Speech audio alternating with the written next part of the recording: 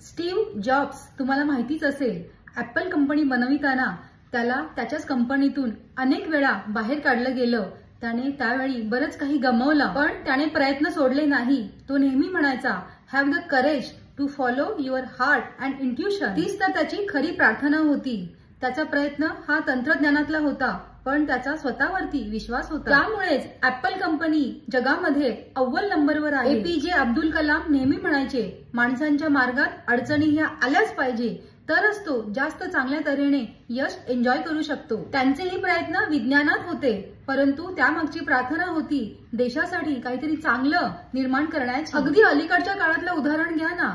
Alibaba कंपनीचा संस्थापक jack मा याला तर 30 पेक्षा जास्त वेळा नोकरी नाकारली गेली, परंतु त्याने प्रयत्न सोडले नाही, गिव्हअप केला नाही. आणि गिव्हअप न करण्याचा त्याचा दृष्टिकोन म्हणजेच आधुनिक जगातल्या व्यवसायातली प्रार्थनाच आहे.